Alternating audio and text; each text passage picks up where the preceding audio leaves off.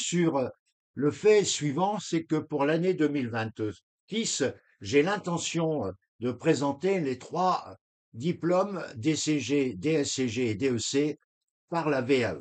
Et je rappelle les moments importants que vous devez forcément respecter. Je confirme que le livret 1 du DCG comme le livret 1 du DEC peuvent être téléchargés le plus rapidement possible.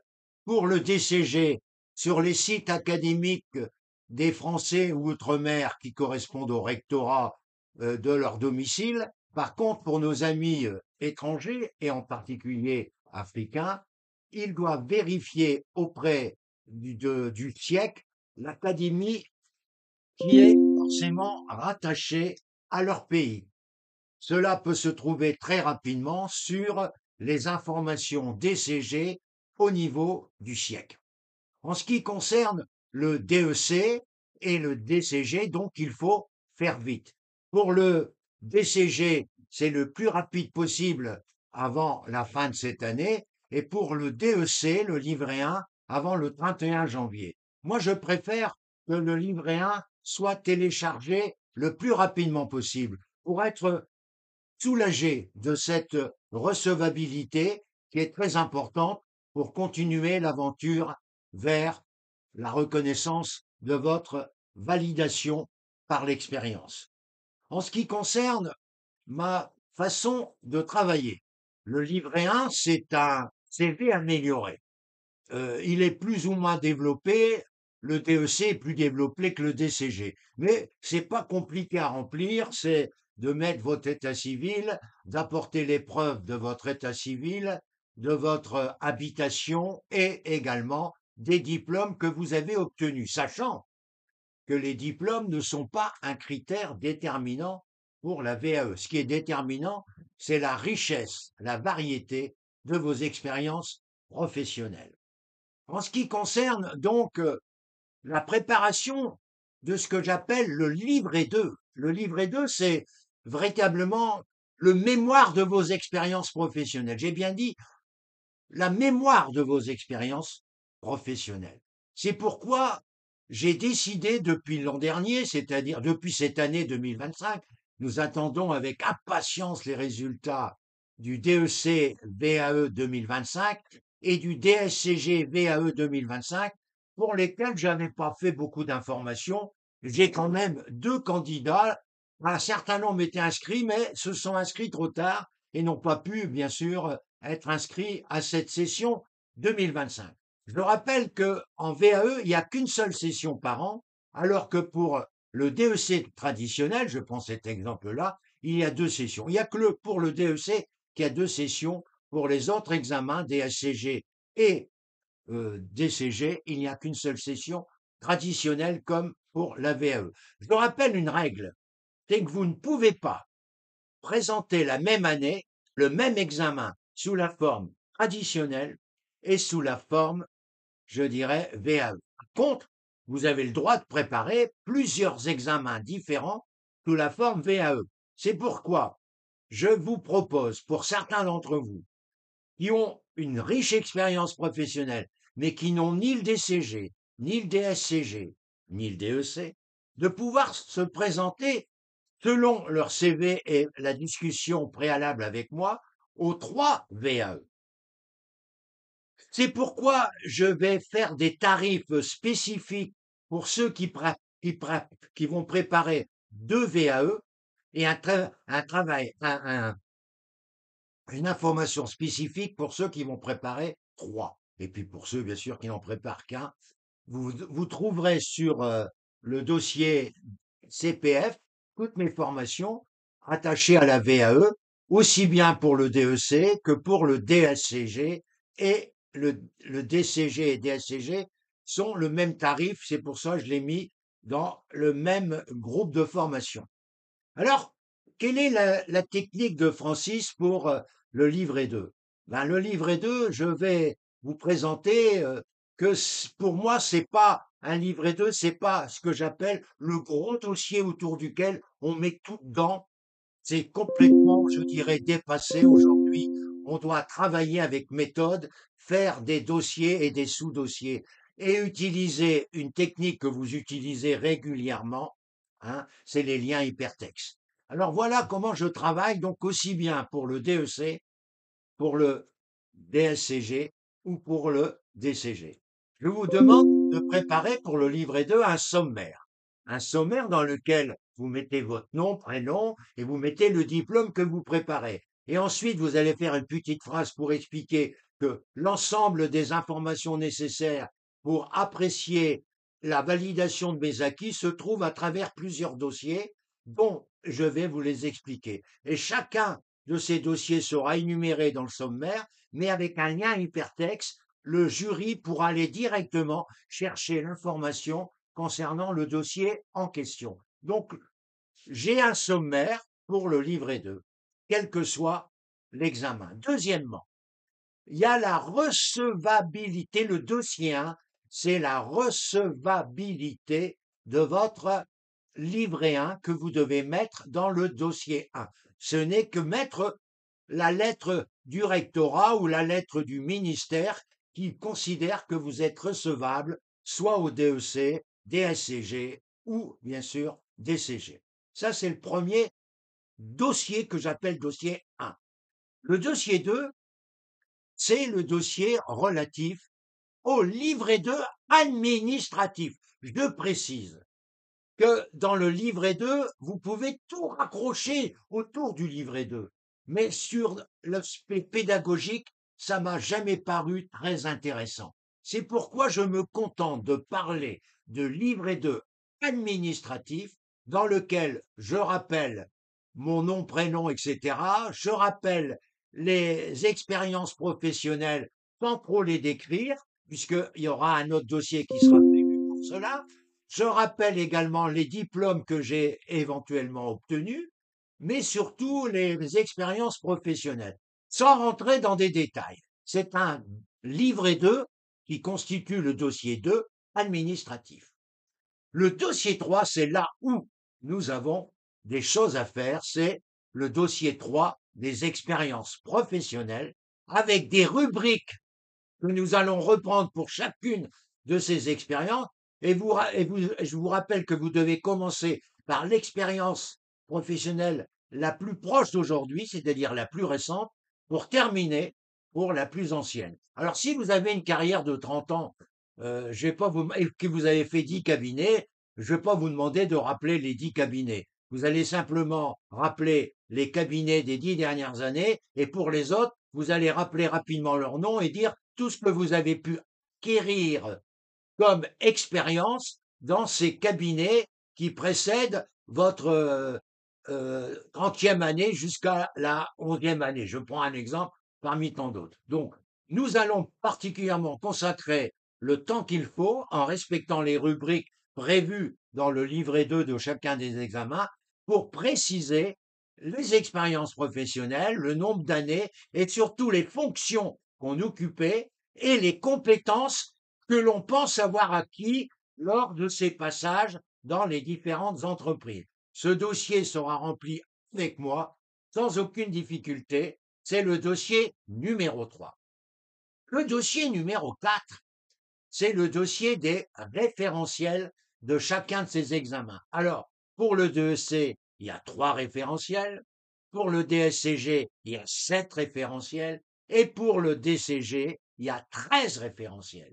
Eh bien, Francis, dans sa formation, il va commencer par remplir les référentiels parties communes, c'est-à-dire toutes les lignes demandées dans ces référentiels avec, vous allez voir, 3 colonnes, c'est-à-dire la colonne 1, c'est la colonne où vous avez finalement votre expérience de débutant. La colonne 2, c'est celui où vous avez eu pour le DCG le BTS. Et la colonne 3, c'est celui où vous avez le niveau DCG. Donc, il y a 3 grandes catégories pour le DCG. C'est un petit peu comme ça. Pour le DSCG, la première colonne, c'est celle où vous étiez donc au niveau DCG. DCG.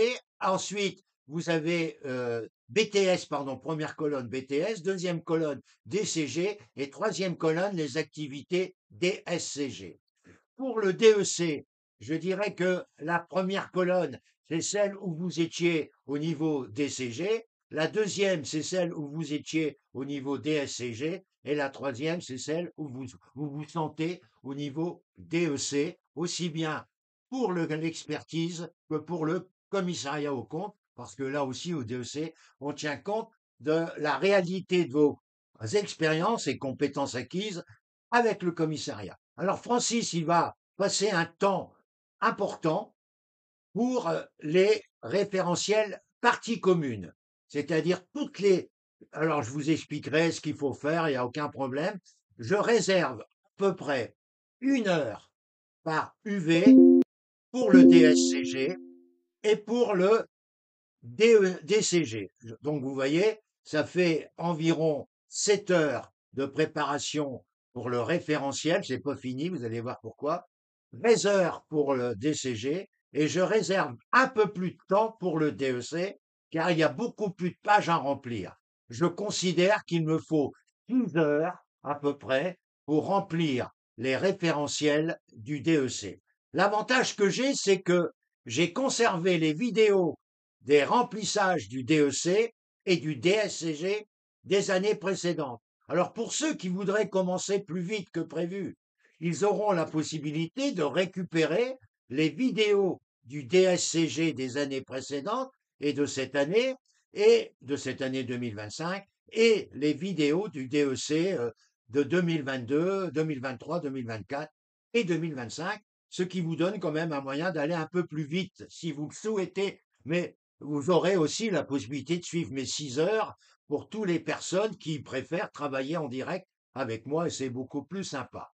Ensuite, une fois qu'on a rempli les parties communes, il reste une partie ô combien importante, c'est la partie commentaire du candidat qui est variable selon les uns et les autres. C'est pourquoi, pour ces rendez-vous commentaires, je prends des rendez-vous individuels. Pour tout ce qui est partie commune, c'est des rendez-vous groupe, c'est-à-dire soit le samedi, soit le dimanche matin ou un autre soir qu'on s'est mis d'accord ensemble de 18 heures à 20 heures en plusieurs séances pour remplir les parties communes. Mais pour les parties individuelles, les commentaires, je réserve à peu près 10 minutes par commentaire, selon les uns et les autres, chacun a ses particularités, et je propose des commentaires pour chacune des UV. Donc vous voyez, 10 minutes à peu près, ça fait qu'en une demi-heure, je peux faire 3 commentaires, en particulier pour le DEC.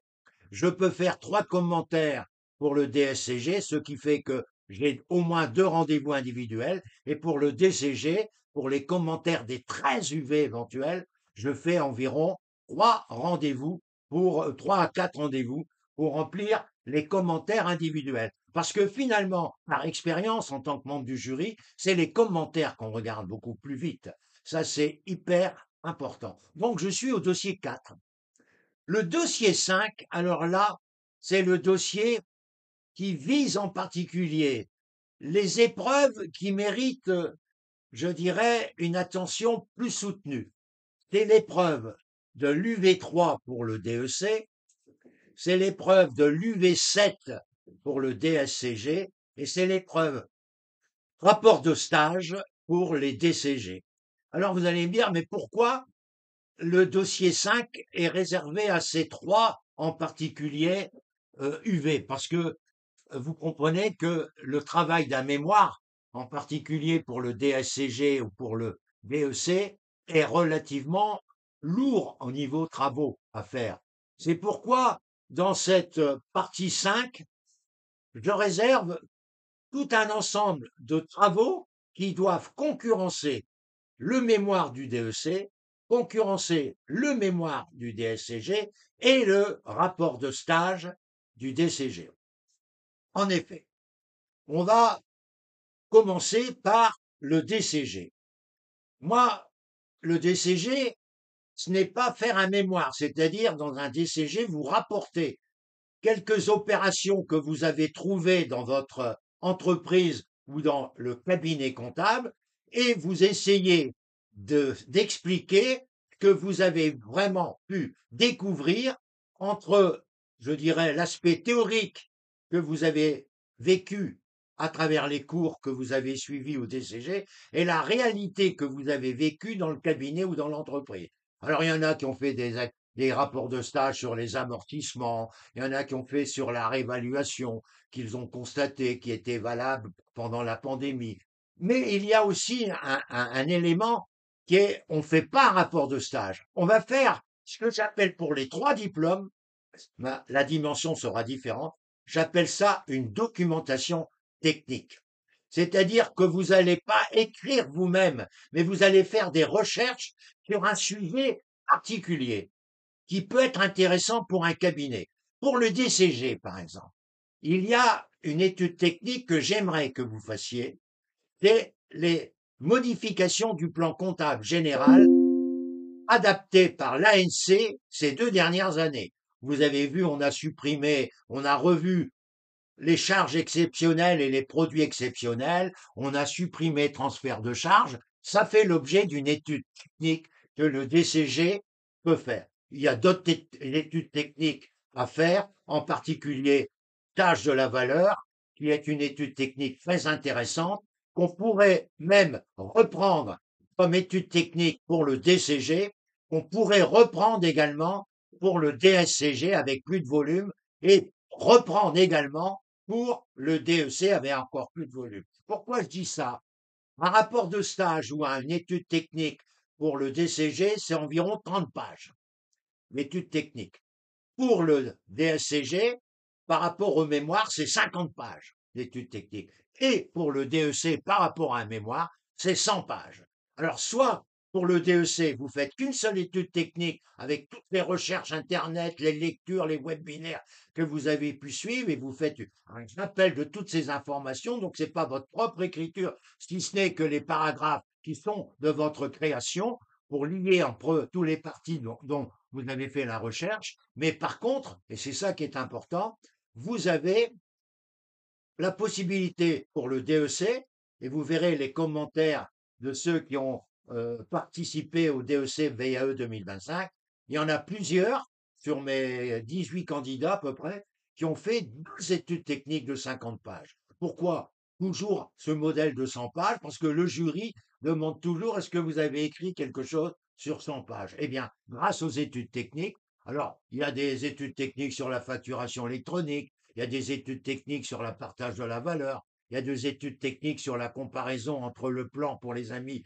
de Côte d'Ivoire, par exemple, le plan SICOADA avec le plan comptable général. Et puis, il y a des travaux relatifs à des opérations qui sont liées au propre pays dans lequel vous êtes. Donc, on n'est pas, je dirais, aujourd'hui capable de refuser un dossier en France qui a été traité sur un fait du Sénégal ou un fait du Cameroun ou un fait de la Côte d'Ivoire. Cela reste valable aujourd'hui et la loi française au niveau de la reconnaissance de la VAE sur le plan droit social ne fait pas l'obligation, et ça je vous le dis et je le répète, que toutes les opérations que vous présentez pour la VAE en France doivent être réalisées en France. Non, elles doivent avoir un lien avec la technique française, mais elles peuvent être réalisées dans votre pays africain ou dans votre pays, comme les États-Unis, puisque j'ai des candidats des États-Unis qui sont, je dirais, amateurs de suivre la VAE, qui sont des Français depuis plusieurs années aux États-Unis et qui ont accumulé beaucoup d'expérience et qui veulent passer la VAE, ils sont bien sûr les bienvenus. Ensuite, j'aimerais compléter, je dirais, le dossier 5, en dehors de la documentation technique, je répète, DCG, 30 pages, 50 pages pour le DSCG et 100 pages pour le 2C, il faut que vous complétiez par des attestations de quoi? Des attestations comme quoi vous avez suivi des formations. Vous allez avoir l'attestation DFT, comme quoi vous avez suivi les cours, etc., aussi bien pour le DCG, DSCG et DEC. Et ensuite, vous allez mettre aussi, en dehors de ces attestations, les formations que vous avez suivies, c'est par les attestations des organismes qui vous ont fait les formations. Vous allez y mettre également les formations pour certains d'entre vous, plus vous montez en grade, et ces formations que vous avez animées pour vos collaborateurs ou pour le cabinet. Et là, vous avez intérêt à faire des vidéos. Pas des vidéos de 3 heures, hein, mais des extraits de vidéos qui iront dans votre dossier 5. Donc, c'est à la fois une étude technique pour tous les examens, à la fois les attestations de formation que vous avez suivies, un séminaire particulier sur la loi de finances, par exemple, hein, en intra ou en extra, puisque vous avez été suivre une formation organisée par le Conseil régional de l'ordre sur la loi de finances 2026, vous avez assisté à ça, vous avez une attestation de présence, tout ça rentre dans mon dossier 5, qui est le dossier justification, en particulier de l'UV3 pour le DEC, UV7 pour le DSCG et UV13 pour le dossier DCG. Ensuite, vous avez, et plus vous montez en DSCG ou en DEC, vous avez l'intérêt de présenter une étude de cas réelle que vous avez réalisée, par exemple transformation pour le DSCG d'une SARL en SA, et vous avez été associé à cette transformation.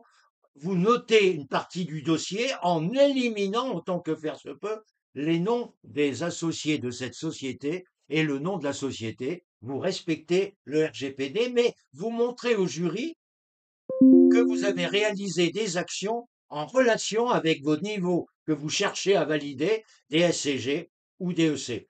Pour le DCG, je ne mettrai pas cela, mais on pourra narrer prévoir un dossier qui s'appelle les principaux travaux réalisés et on mettra ensemble une liste des travaux que vous pensez réaliser et qui méritent une certaine reconnaissance proche du DCG, même un peu plus que le DCG. Puisque sans le dire à qui que ce soit, vous allez pouvoir, avec votre expérience, surtout, je vois des candidats capables de présenter le DCG et le DSCG la même année. Je vois aussi un couple capable, comme cette année, puisque cette année j'ai des candidats qui ont passé déjà le DEC VAE avec une certaine aisance, et il y en a un qui a passé à l'époque où je vous parle, il y en a un qui a passé à Nice le 21 octobre son DSCG VAE. Dans la foulée, comme il était un gars du Congo, il est resté en France, puisqu'il a passé quelques jours avant le DEC. Il a refait un travail presque similaire à ce que lui qu'il avait passé. Il a un ressenti très favorable aussi bien pour le DEC comme pour le DSCG. Je ne sais pas s'il va faire coup double, j'en sais rien.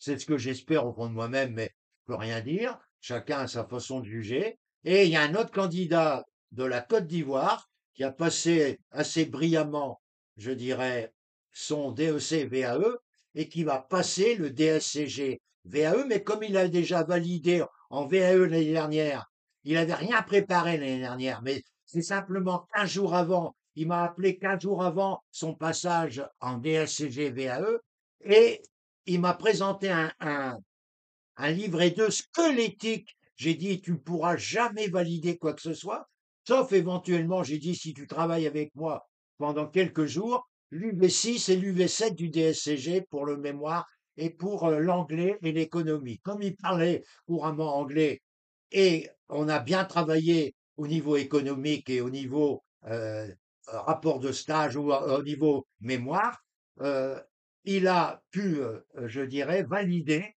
grâce à sa force, mais il n'a pas pu valider l'UV1, l'UV2, l'UV3, l'UV4, l'UV5, parce qu'il n'y avait rien dans son livret 2. Sur mes conseils, il a quand même essayé de bâtir, avec toutes mes informations complémentaires en quelques jours, il a refait un livret 2 un peu plus fourni que celui qu'il avait envoyé, et il s'est présenté avec plusieurs dossiers qu'il avait imprimés pour les remettre aux 4 jurys.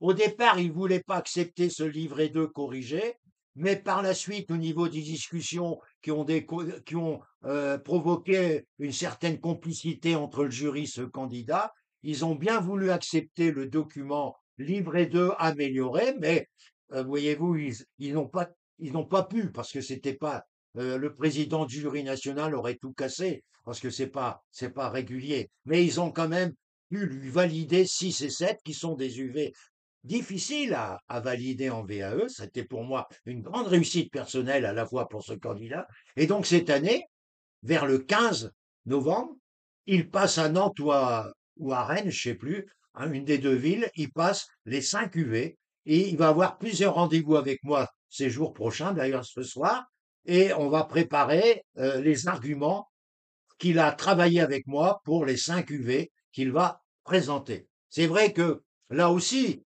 tout à l'heure, j'ai parlé de mon concours pour remplir le référentiel, pour remplir les expériences professionnelles, mais après, mon concours, il est impressionnant pour préparer les exposés.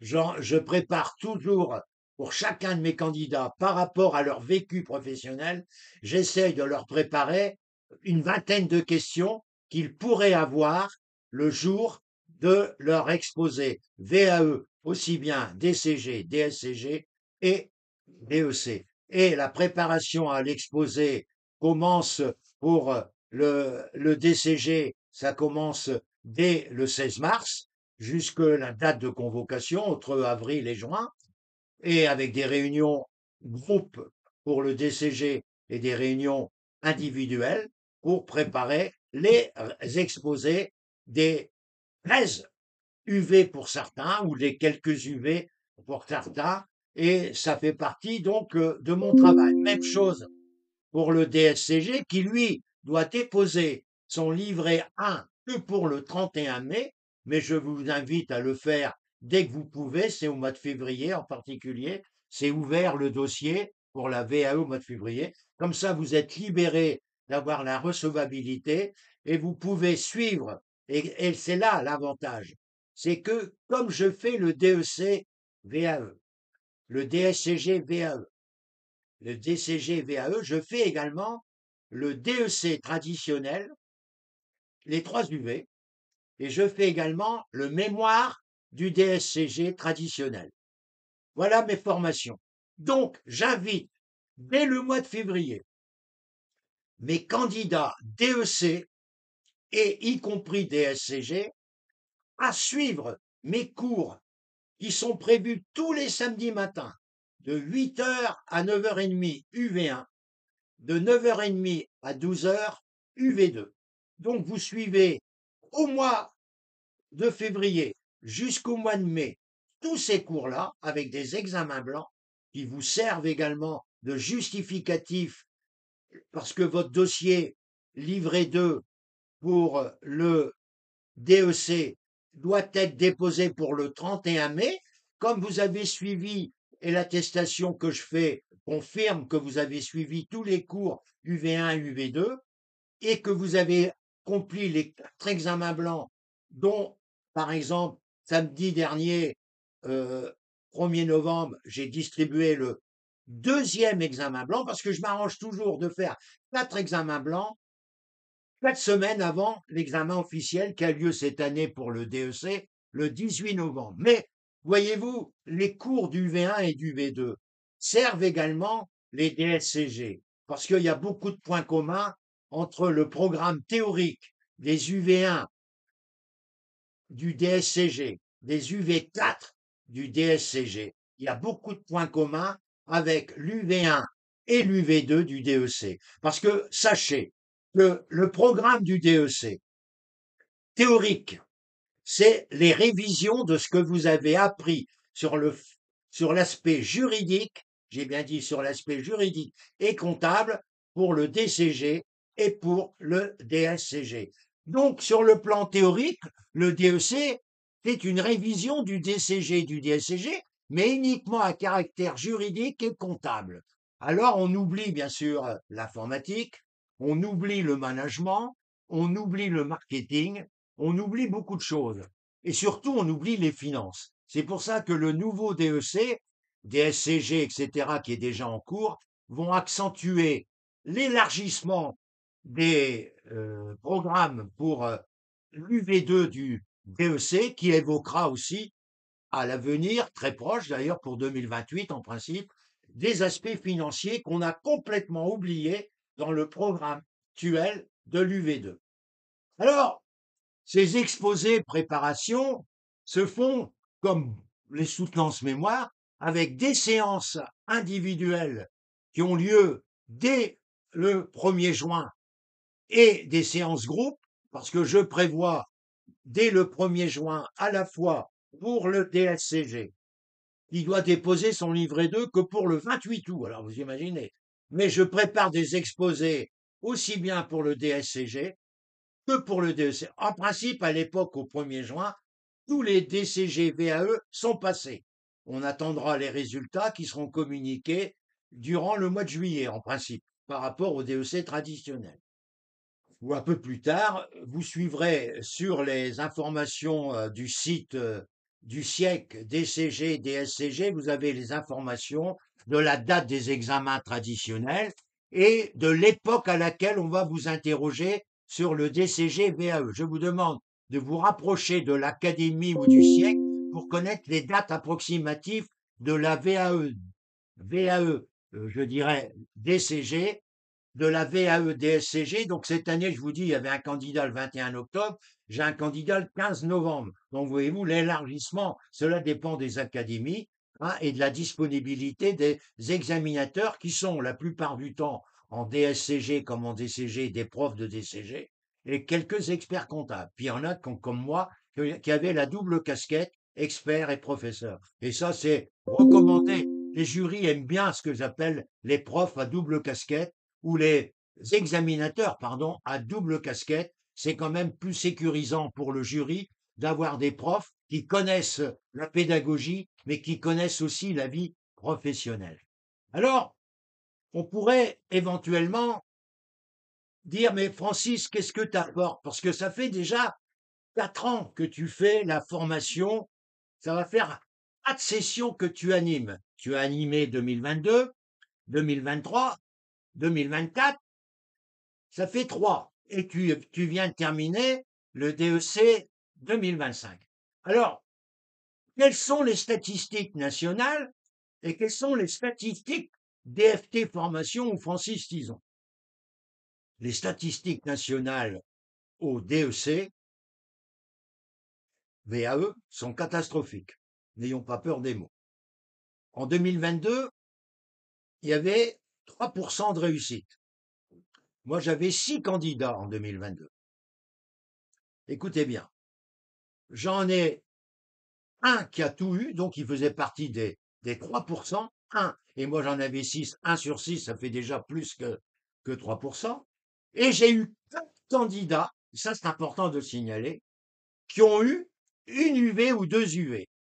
Par rapport au niveau national où on est arrivé à 15%, si vous constatez que j'en ai 4 plus 1, il y en a un qui n'a rien eu sur les 6, mais il y en a 5 sur 6 qui ont eu quelque chose. Vous imaginez 5 sur 6 qui ont eu quelque chose, mon pourcentage était nettement supérieur, et vous le comprenez bien, par rapport à celui national. En 2023, 15 candidats au lieu de 6. Progression énorme. Alors là, il y a eu 6 candidats reçus au total sur les 182. Parmi les 6,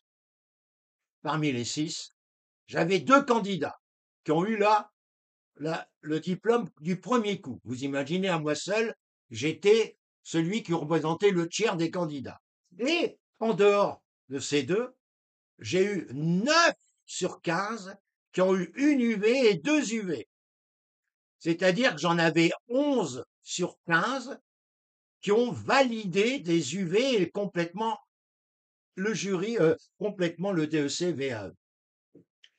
C'était encore largement supérieur. Il y avait 6% de reçus et moi j'en avais 2 sur les 6. J'avais un pourcentage qui représentait le tiers des reçus. En 2024, également catastrophe, 4%, 6 candidats reçus en 2024, 2 candidats dont un candidat de 81 ans chez moi et un autre candidat de la Côte d'Ivoire, très percutant, qui ont été validés DEC diplômés. Vous imaginez le monsieur de 81 ans dont le fils était expert comptable avec moi depuis quelques années et qui supportait mal le fait que son fils ait le diplôme et lui, il avait l'article 7 bis, c'est-à-dire il était reconnu comme expert comptable, mais pas diplômé. Et il voulait mourir en étant diplômé. Il a eu satisfaction et c'était formidable. Par contre, j'espérais beaucoup mieux en 2024. J'ai eu des candidats qui ont été éliminés et je n'arrive pas toujours à comprendre, dont, écoutez-moi bien, le président d'un ordre africain de très grande valeur. Je n'arrive toujours pas à comprendre pourquoi il n'a validé aucune UV. Parce que figurez-vous que ce candidat, que j'appréciais beaucoup, que j'apprécie toujours, il avait passé seul en 2023 sa VAE. Il n'avait rien validé. À partir de cet échec, il m'a sollicité. Moi, j'ai considéré que c'était un gars, pour moi, il était à 100% être capable d'être validé. Il n'a rien validé, j'ai toujours pas compris. Mais cela m'a beaucoup servi. Alors en 2024, j'ai eu quand même, sur les 23, j'ai eu quand même une quinzaine qui ont validé. C'était encore quelque chose de très positif pour moi, une UV ou deux UV. Ce que j'aime répéter, c'est qu'en ce jour où je vous parle, le 3 novembre 2025, sur tous les candidats des promotions 2022, 2023, 2024, il y a actuellement 80% de ces candidats qui ont validé des UV qui sont devenus experts comptables. C'est-à-dire que j'en ai environ 20 qui sont devenus experts comptables. C'est-à-dire qu'ils n'ont pas été validés du premier coup, mais qui ont pu valider leur DEC en étant virés vers le traditionnel qu'ils ont suivi avec moi. Et quand vous êtes en DEC et que vous devez repasser l'UV2 et l'UV1 en traditionnel, vous n'avez rien à payer. Par contre, si vous devez repasser un mémoire en traditionnel, là, il y a un boulot impressionnant pour moi, comme pour un DEC traditionnel. Alors, au lieu de demander le prix normal, je demande 50% du prix que je demande pour le mémoire du traditionnel. Mais, je répète, si vous calculez le nombre de personnes, j'en ai 20 sur 6 plus 15, ça fait 23. 23 plus 22, ça fait 45. Sur 45 VAE au départ, mais il y en a qui n'ont pas fini, mais qui sont en train de terminer. 20 est un chiffre provisoire. Je peux arriver à 30 d'ici le mois de janvier 2025. Il ne faut pas l'oublier, de janvier 2026, puisqu'il y en a qui sont dans mon groupe de DEC, traditionnel mémoire, ou DEC UV1, UV2, qu'ils passent pour terminer leur parcours VAE. Je risque d'avoir 30 sur 45 à la fin de cette année 2025 ou début 2026. Donc, je considère que par rapport au niveau national, il y en a qui ont complètement arrêté parce que finalement, ils se sentaient pas forcément à l'aise pour passer cet examen et ils ont arrêté carrément. Bon, ils sont bien dans leurs travaux et j'ai toujours plaisir à les retrouver et j'offre même l'occasion de me retrouver parce que dans un cas d'échec en VAE, je répète, la particularité des FT, c'est que je vous reprends 2 sessions consécutives sans supplément. Il y a une dame qui a passé 3 fois le DEC-VAE, elle a payé qu'une fois, elle a passé donc 3 fois, la troisième fois, elle a validé l'UV1, elle passe d'ailleurs au mois de novembre l'UV2 sans supplément. Par contre, elle a fait un mémoire qui m'a donné beaucoup de travail et surtout à elle. Et là, je lui ai demandé la moitié, c'est-à-dire dans l'exemple que vous voyez sur mon DFT formation CPF, je lui ai demandé 2000 payables en plusieurs fois. Tout ça pour vous dire que il faut s'accrocher, il faut être déterminant comme cette dame que je viens d'évoquer qui n'a pas le DCG et qui va être diplômée. Je vous parie qu'elle sera diplômée le 8 janvier 2026. C'est pour moi à 98% une certitude par rapport à tout ce qu'elle fait et surtout à la qualité du mémoire. Alors, Chose aussi que je voulais préciser, c'est que quand vous passez la VAE, que vous validez une UV, elle est totalement validée à vie. Par contre, quand vous passez un DEC traditionnel, je suis désolé, le DEC traditionnel vous donne une espérance de vie de 8 sessions ou 4 années pour le DCG ou 4 années pour le DSCG et 8 sessions pour le DEC. Si au bout de 8 sessions pour le DEC, vous n'avez pas validé les autres UV, vous la perdez, la validité. Par contre, avec la VAE, vous avez validé une UV 1 en 2025, vous repassez le mémoire 10 ans après, vous avez toujours l'UV1 et vous n'avez jamais plus à la repasser. Avouez que c'est formidable. Et même, j'ajoute, si vous êtes réorienté vers le DEC traditionnel. On va prendre un exemple. Quelqu'un a passé en 2024 son DEC VAE. Il a validé l'UV1. Il a été orienté vers l'UV2 et mémoire vers le traditionnel. Il a passé l'UV2 en traditionnel, forcément, en mai 2025. Il a validé l'UV2. Eh bien, même s'il a passé en DEC traditionnel, il a la casquette de la VAE. L'UV2 est validé à vie parce qu'il est au départ VAE.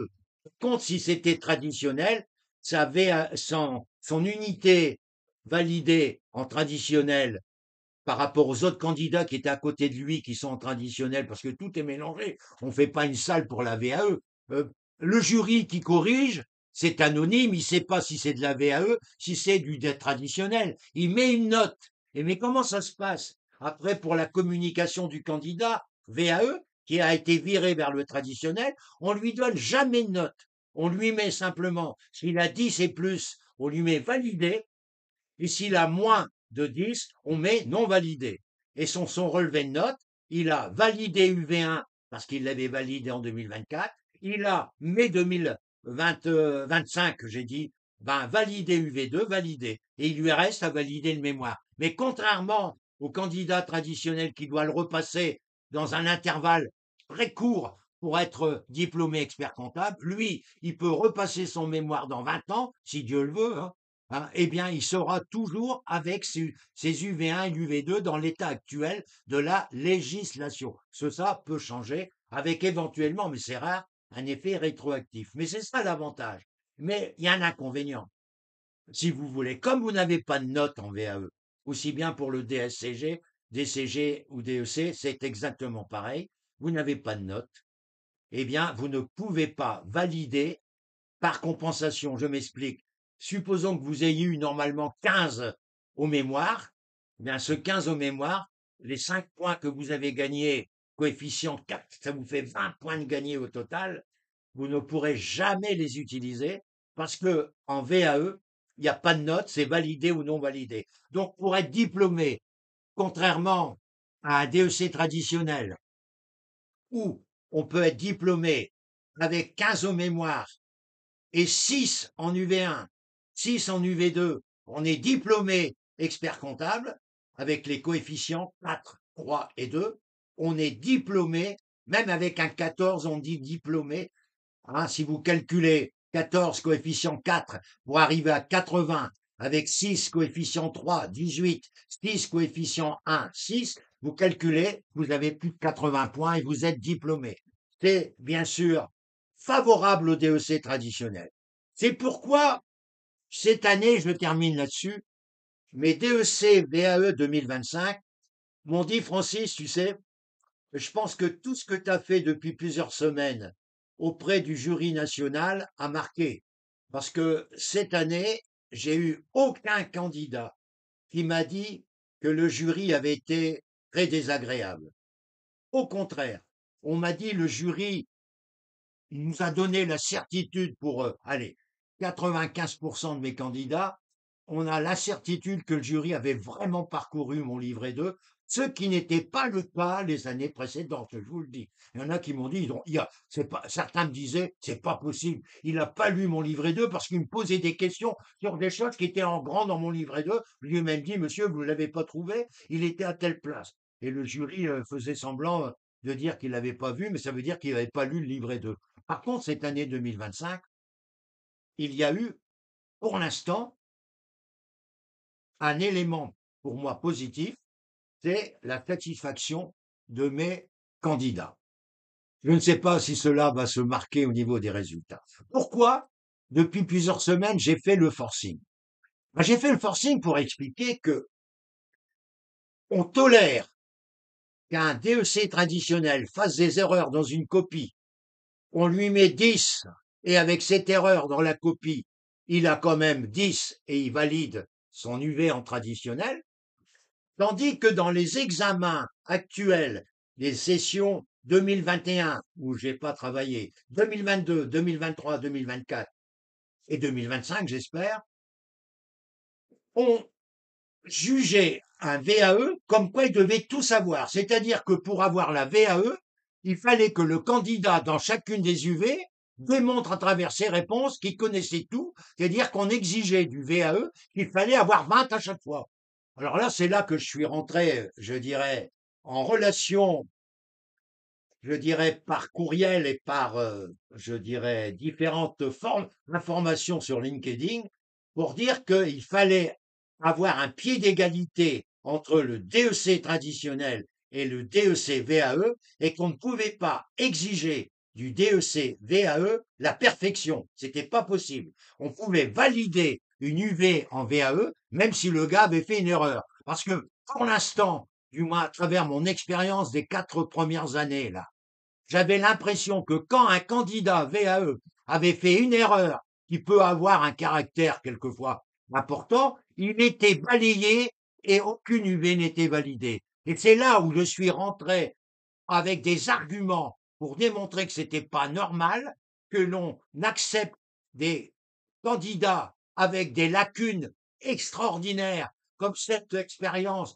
que je viens de vous dire, 14 aux mémoires, 6 et 6, ça veut dire qu'on a des lacunes en déontologie, qu'on a des lacunes en révision, mais malgré tout, le gars est expert comptable. Alors pourquoi être aussi exigeant avec le DEC VAE et être aussi bienveillant avec le DEC traditionnel? Et quand certains me disent faut mieux passer le DEC traditionnel, c'est plus valorisant. Mais c'est complètement ridicule.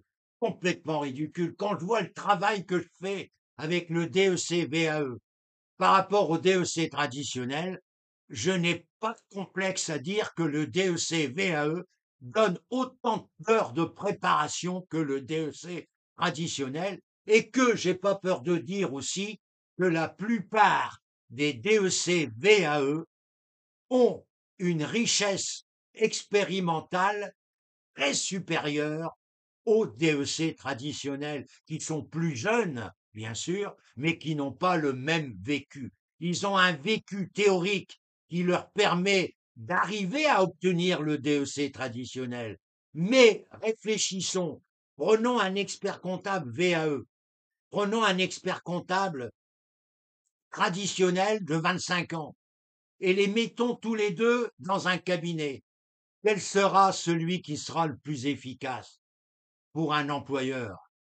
Vous n'avez pas cherché celui qui sera le plus efficace. Vous êtes comme moi. Moi, si j'étais encore en état d'embaucher, je n'hésite pas. J'ai d'excellents candidats en DEC traditionnel qui ont quand même quelques années d'expérience et qui sont très bons. Mais j'en ai aussi qui sont très jeunes. Eh bien, si pour des raisons d'efficacité et donc de rentabilité, je n'hésite pas, je prends un DEC VAE, un DSCG VAE ou un DCG VAE. J'aime croire que, à travers cette petite présentation, que vous êtes convaincu de l'intérêt de suivre la formation avec Francis Tison.